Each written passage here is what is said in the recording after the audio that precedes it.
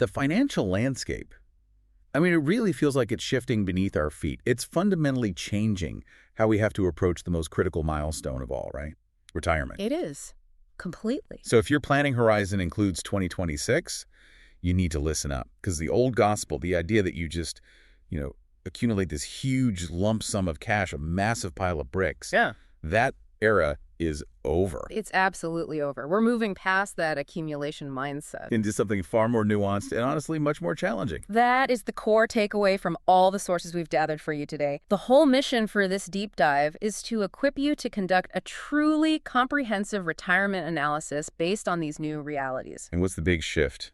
The single biggest non-negotiable shift is the emphasis moving from portfolio accumulation, building the pile, to sustainable income generation. Making sure that pile is structured to produce reliable cash flow. Exactly. For decades, it's not about the size of the savings pot anymore. It's about converting that pot into a predictable monthly paycheck. And that conversion process is where the complexity just explodes.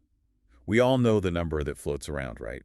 The surveys say Americans believe they need about $1.26 million to retire comfortably. You see it everywhere. But focusing just on that lump sum is a trap.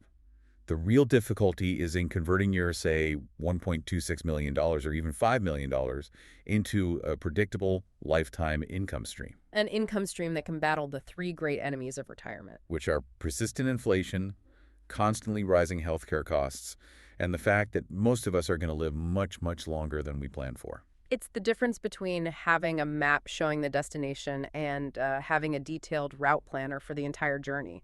Without that income analysis, you risk running out of fuel halfway there. Okay, let's unpack this. And let's start where the change is really being mandated, the regulatory landscape. This brings us to Section 1, the regulatory wake-up call, which is driven really by the massive impact of Secure 2.0.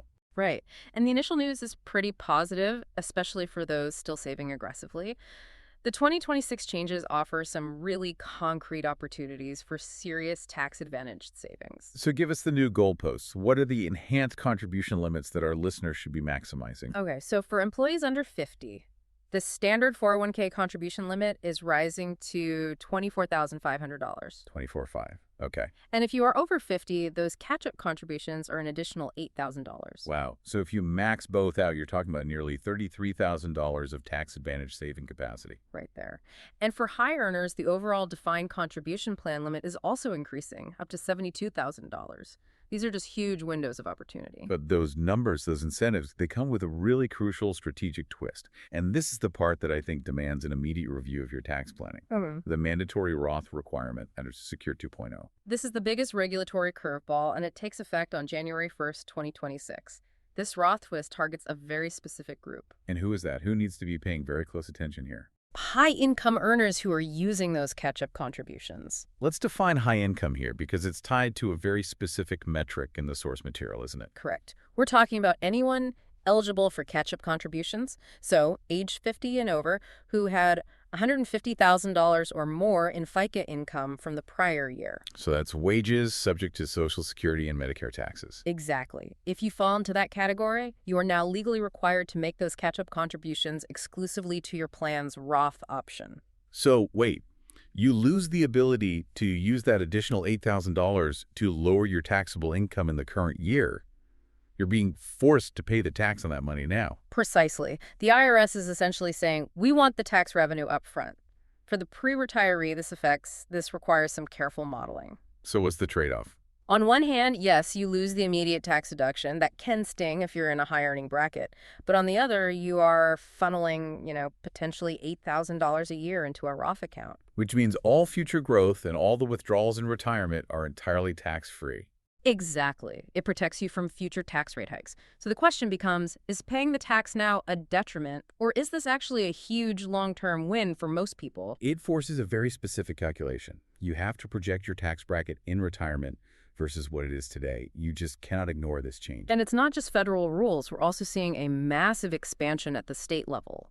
Our sources note that 21 states will have retirement mandates in place or in progress during 2026. That's significant. Yeah. What does that state mandate expansion primarily accomplish? It dramatically increases access. These mandates specifically benefit workers at small businesses and also that growing segment of the gig economy.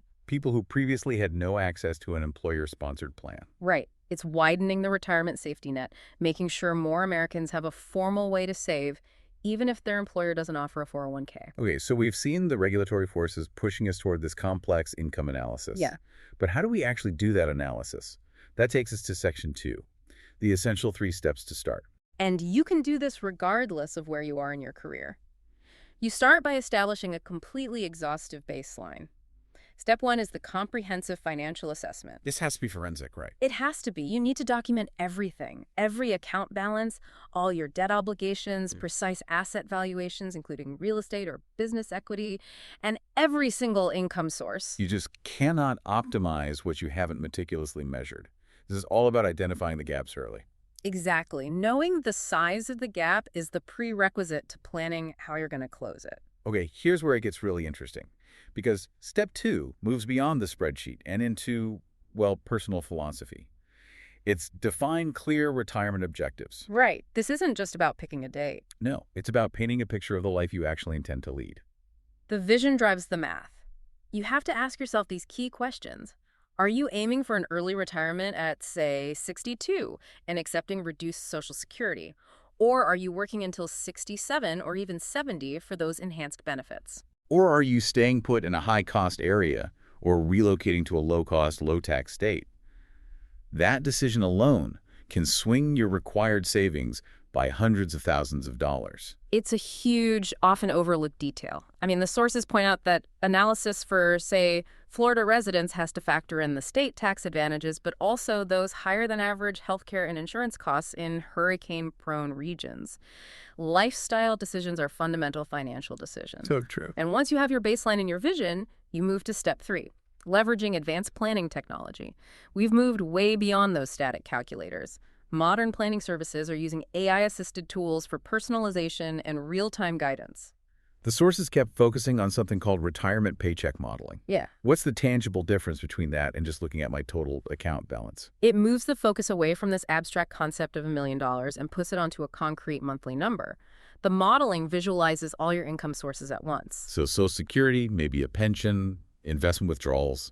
And potential annuity payments, all of it. It shows you, month by month, how those separate assets work together to create a reliable cash flow. That makes the transition from being a saver to a spender feel, I don't know, actionable, not so terrifying. It does. And the best tools perform what are called Monte Carlo simulations. They run thousands of potential market scenarios to estimate the probability that your income stream will actually last. So you can see, for example, if the market drops 20% in my first year of retirement, how does that impact my monthly paycheck? Precisely. That level of detailed projection is invaluable. Okay, moving on to Section 3, the 2026 Industry Toolkit. These are the trends that are actually making this complex analysis easier for the average worker. What's at the top of the list? The biggest trend by far is the widespread adoption of in-plan income solutions. The financial industry has finally admitted that people struggle, really struggle, to transition from saving to drawing down. They just freeze up when they see a massive lump sum. They do. So what you're seeing in practice in your 401k are things like hybrid target date funds that automatically shift into income-producing assets. So it's happening behind the scenes. Right. Or annuity marketplace is accessible directly within the 401k, and managed accounts with income features already built in. These are becoming mainstream. They democratize access to professional oversight for that transition into income. That significantly reduces the risk of someone making a catastrophic mistake right when they stop getting a regular salary. Absolutely. The second major trend is the enhanced financial wellness programs being offered by employers. And this sounds like more than just a quick seminar on why I should save more. Oh, it is much more. The sources detail comprehensive programs, especially for pre-retirees, that include personalized, AI-enabled income projections, extensive education on the complexities of Social Security and Medicare elections, It's stuff that's really hard to figure out on your own. and detailed tax-aware withdrawal strategies. They are using technology to make the whole retirement transition predictable, offering coaching that was once only for high-net-worth clients. And finally, we're seeing expanded access for non-traditional workers. This is a massive and growing part of the workforce. Yes, this is where those technical terms come in. Multiple employer plans, or MEPs, and pooled employer plans, PEPs. So for listeners who aren't in HR, can you give us the quick version of how these pooled plans work? In essence, a standard 401k is run by one employer. MEPs and PPs let unrelated employers, say a small dental office and a local design firm, pool their resources to offer a single, robust retirement plan. Which significantly lowers the administrative burden and the cost for those small businesses. Correct. And these plans, often powered by sophisticated fintech alongside state auto-enrollment programs, are finally benefiting gig economy workers and small business employees who were left out before. Okay, let's focus now on those nearing retirement. Section 4. Advanced strategies for pre-retirees. Optimizing those final years. We have to start with asset allocation, which just gets so much trickier as the finish line approaches. It really does. As retirement nears, your investment strategy has to evolve. We need to critique that traditional rule of 100 minus your age for stock allocation. Right, the old rule of thumb that might tell a 65-year-old to hold 35% in stocks. Why is that failing now? Two main reasons. First, increased longevity. You need your money to grow for a much longer period. You could be funding a 35-year retirement, not a 15-year one. And the second reason? Low bond yields. The fixed income part of your portfolio just isn't producing the same reliable returns it once did. And if you de-risk too aggressively, you expose yourself to what's called sequencing risk. The danger of a market downturn in the first few years of retirement, which can lock in losses you can never recover from. Because you're actively withdrawing money, so the strategy has to be much more tailored now. And speaking of strategy, we have to dive into tax planning for the withdrawal phase. This is huge. The sequencing of your withdrawals is often the difference between a secure retirement and one that's full of anxiety. This is the crucial, complex detail we see overlooked constantly. The goal isn't just to save money, it's to maximize your after-tax income. Yeah. This means understanding the dance between your three primary tax buckets. Your traditional 401ks, your Roth accounts, and your taxable brokerage accounts. Exactly. And the biggest sequencing mistake people make is failing to model how withdrawals will impact their tax bracket. How so? Well, if you pull too much from your traditional 401k early on, you risk triggering not just higher income tax, but also higher Medicare premiums later on through the IRMAA surcharges. So a skilled analysis looks at things like strategic Roth conversions during low-income years. It has to. To reduce the required minimum distributions, the RMDs you face at 73, which can otherwise push you into devastatingly high tax brackets. That's a powerful argument for planning.